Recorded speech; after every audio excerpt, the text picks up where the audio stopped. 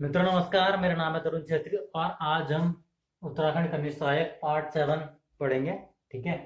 हमने अब तक श्याम शाह के बारे में पढ़ लिया था कि श्याम शाह की 60 रानियां थी, लेकिन वो एक पुत्र विहीन राजा था। ठीक है। तो श्याम शाह तो पुत्र विहीन था, इसलिए उसके बाद जो बैठा उसके चाचा बैठे गद्दी पर गढ़वाल की। उसके चाचा कौन थे? महीपति शाह।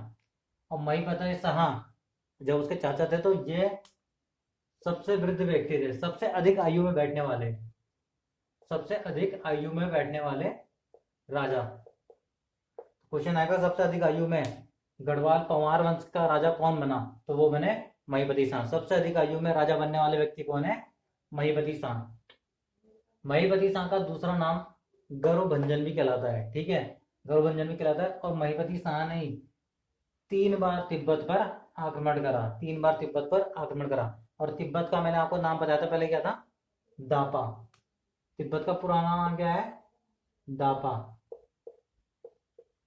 तिब्बत को हम क्या बोलते हैं? दापा। ठीक है। महीपति शाह को अक्खड़ राजा भी कहते हैं। जिस तरह गौरभंजन कहते हैं वैसे ही महीपति शाह को अक्खड़ राजा भी कहते हैं, लेकिन किसमें? मुगल लेखों में लिखा गया है कि महीपति शाह को हम अक्खड़ राजा भी कहते हैं। उसके बाद महीपति शाह के 3 सेनापति होते हुआ करते थे, जो इंपॉर्टेंट है, क्वेश्चन पूछ लेता है। तो महीपति शाह के 3 सेनापति कौन है? वो फर्स्ट है लोधी रिकोला, सेकंड है बनवारी दास, और थर्ड कौन है? महीपति वो माधो सिंह भंडारी।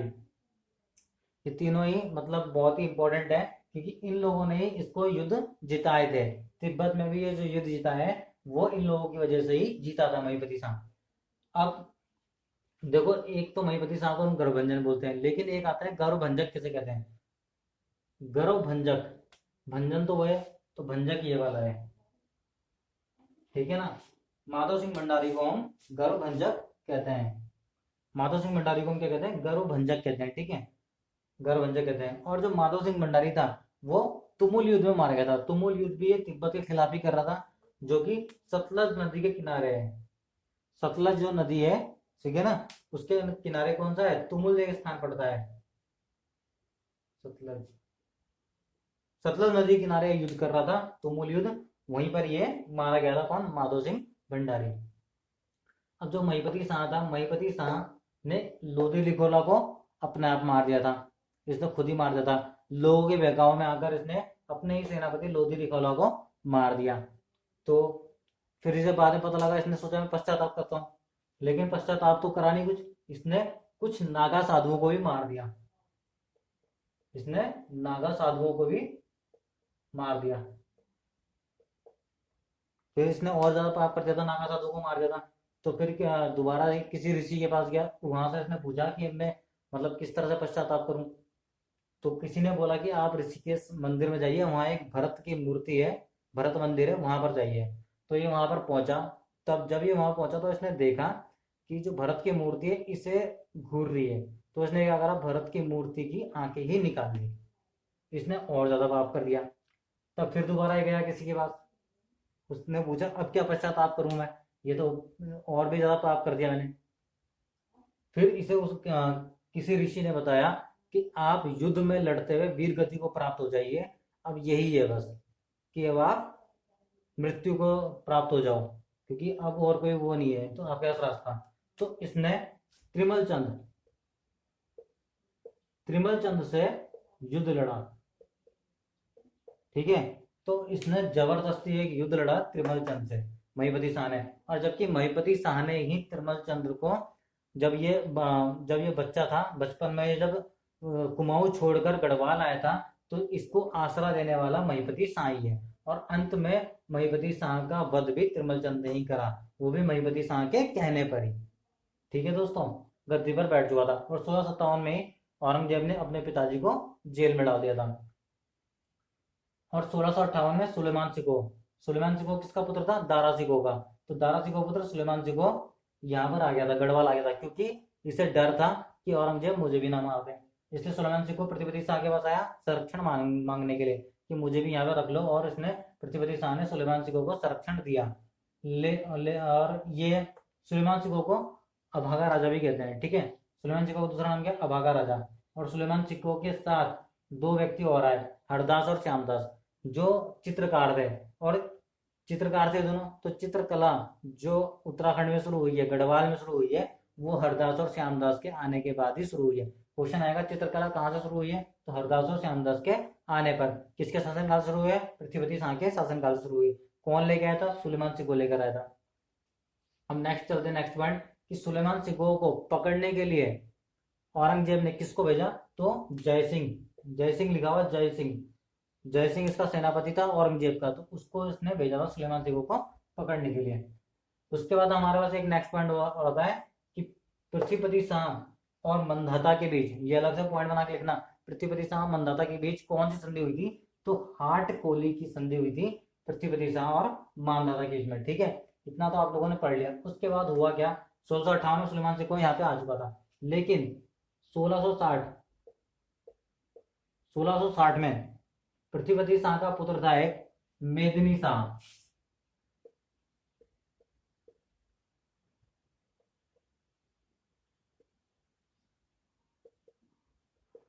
पृथ्वीपति शाह का पुत्र था मेदिनी शाह, जिसने 1660 में पृथ्वीपति शाह के पुत्र ने, मेदिनी शाह ने 1660 में सुलेमान सिंह को पकड़वा कर औरंगजेब के पास ही भेज दिया।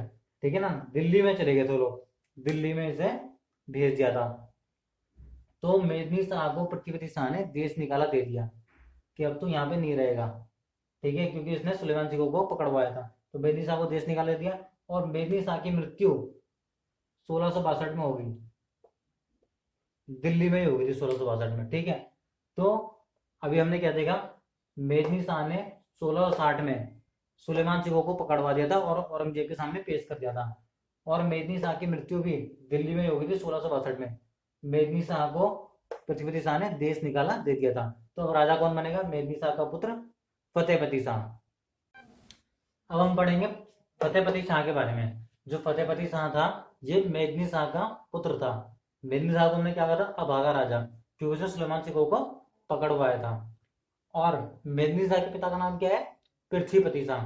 पृथ्वीपति शाह के पिता का नाम क्या है, महीपति शाह। याद रखो, एक एक चीज याद रखनी पड़ेगी। यहाँ पे पूछ लेते हैं कि पृथ्वीपति शाह के पिता का नाम क्या है, ऐसा ही पूछ लेते हैं क्वेश्चन। कि उत्तराखंड का बिल्कुल ही भरोसा नहीं किया जा सकता कि कहाँ से क्वेश्चन आएगा।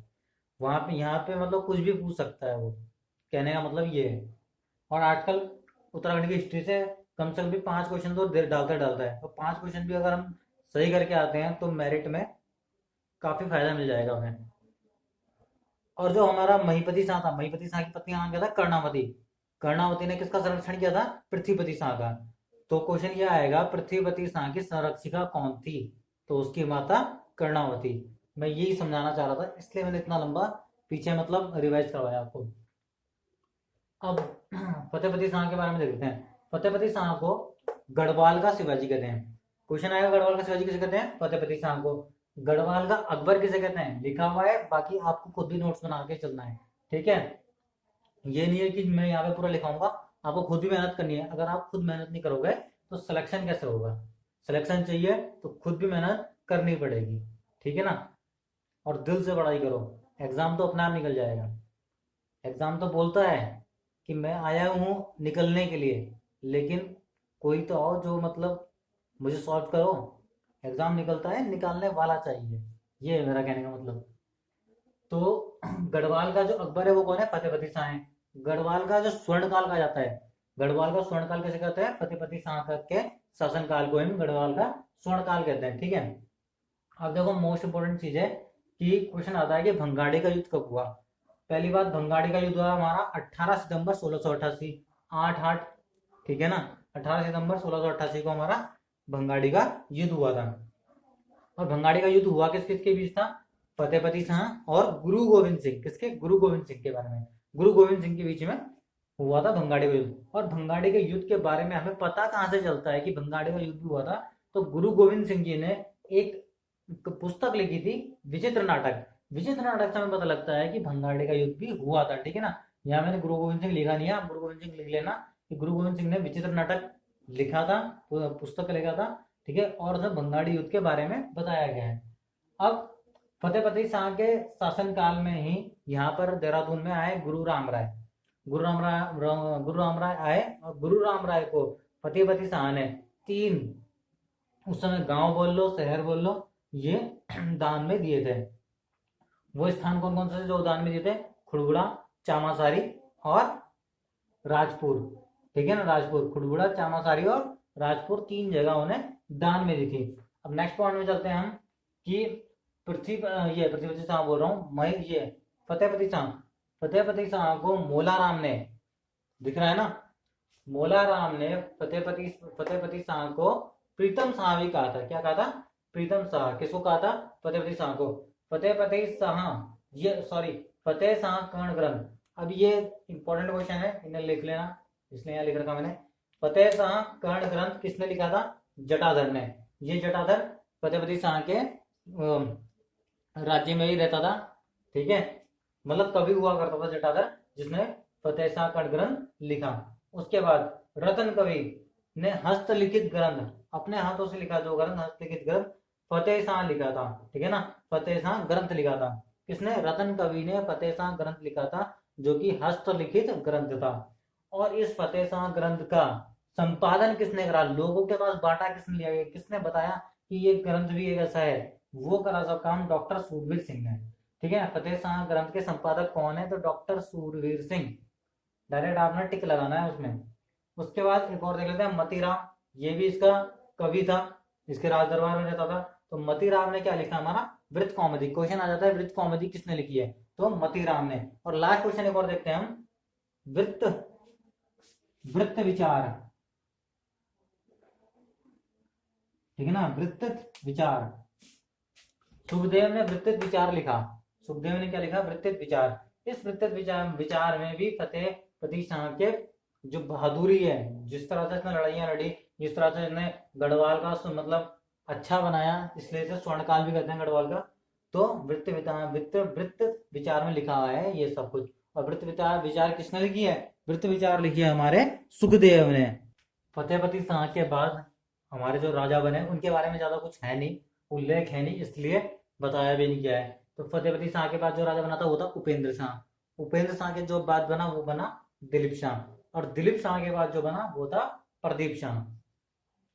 लेकिन प्रदीप शाह के टाइम में बहुत कुछ हुआ, और प्रदीप शाह के से ही अभी एक प्रीवियस क्वेश्चन पूछा था कि प्रदीप शाह का कार्यकाल कितना था, शासनकाल कितना था? तो 1717 से लेकर 1757। और ये भी बाल्यावस्था में ही गद्दी पर बैठा था, इसलिए प्रदीप शाह की जो संरक्षिका थी वो कौन थी? कनकई, कनकदेई। ठीक है ना, कनकदेई प्रदीप शाह की संरक्षिका थी। तो ये क्वेश्चन लिख लेना कि प्रदीप शाह की संरक्षिका कौन थी? कनकदेई। पृथ्वीपति की संरक्षिका कौन थी? कर्णावती। अब देखो प्रदीप शाह के टाइम में हुआ क्या। प्रदीप शाह के टाइम में एक तो हुआ गणई युद्ध। ये क्वेश्चन अभी तक आया नहीं है, ये आ सकता है कि गणई युद्ध किसके शासनकाल में हुआ था? तो प्रदीप शाह के शासनकाल में हुआ था, प्रदीप शाह और चंदों के बीच में। चंद कौन? जो कुमाऊं में चल रहे थे। ठीक है ना, कुमाऊं और गढ़वाल के में गणई युद्ध हुआ था प्रदीप शाह के समय काल में। उसके बाद प्रदीप शाह के समय में ही कल्याण चंद्र चतुर्थ कुमाऊं का राजा बना। और कुमाऊं पर रोहिल्लाओं ने आक्रमण करा, और उनका सेनापति कौन था उस समय? अली अहमद खां। अली अहमद खां ने 1743 में कुमाऊं में हमला करा, कल्याण चंद में, 1743 में। और इन्हीं लोगों ने कटारमल का सूर्य मंदिर जो है, कटारमल का मंदिर भी तोड़ा। किसने? अली अहमद खां। रोहिल्ला आक्रमण में टूटा। उस समय, जिस समय युद्ध चल रहा था, उस समय प्रदीप शाह ने कल्याण चंद चतुर्थ की मदद करी, और मदद के रूप में ये मतलब समझौता करवाया, और 3 लाख रुपए प्रदीप शाह ने अपनी तरफ से अली अहमद खां को दिया कि अब आप युद्ध को बंद कर दीजिए करिए। तो पहली बार मतलब जो मित्रता का वो दिखता है स्वरूप, वो प्रदीप शाह और कल्याण चंद चतुर्थ के समय में ही मित्रता दिखती है गढ़वाल और कुमाऊं के बीच में। इसके बाद एक इंपॉर्टेंट क्वेश्चन कि मेधाकर शर्मा ने, प्रदीप शाह का ही राज दरबार कवि था ये मेधाकर शर्मा। तो मेधाकर शर्मा ने रामायण प्रदीप संस्कृत ग्रंथ लिखा था। किसने? मेधाकर शर्मा ने रामायण प्रदीप संस्कृत ग्रंथ लिखा। कब लिखा? प्रदीप शाह के शासनकाल में। तो क्वेश्चन यही आएगा कि ये रामायण प्रदीप संस्कृत ग्रंथ किसने लिखा? मेधाकर शर्मा ने। ठीक है, तो आज के लिए दोस्तों हम इतना ही पढ़ते हैं। बाकी मेरे चैनल को सब्सक्राइब कर देना, लाइक कर देना, शेयर कर देना। चैनल का नाम आपको पता ही है, एग्जाम प्रिपरेशंस। एग्जाम प्रिपरेशन, ठीक है ना। और फिर से हम 150 क्वेश्चंस की सीरीज लेके आएंगे, और क्विज सीरीज जो हमारी वो है वेबसाइट,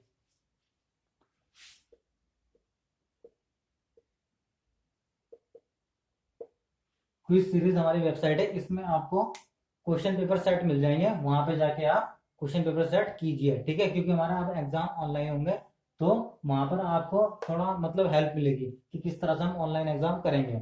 कंप्यूटर में होगा मेरा एग्जाम, दिसंबर से ही बोल रहे हैं सब कि जो दिसंबर है 2020 उसमें कंप्यूटर में ही एग्जाम होगा। तो ऑनलाइन पेपर होंगे, तो इसमें भी हमने ऑनलाइन पेपर दे रखे हैं। आप वहां पे जाइए, साइन अप कीजिए, उसके बाद पेपर सेट कीजिए, ठीक है। धन्यवाद दोस्तों।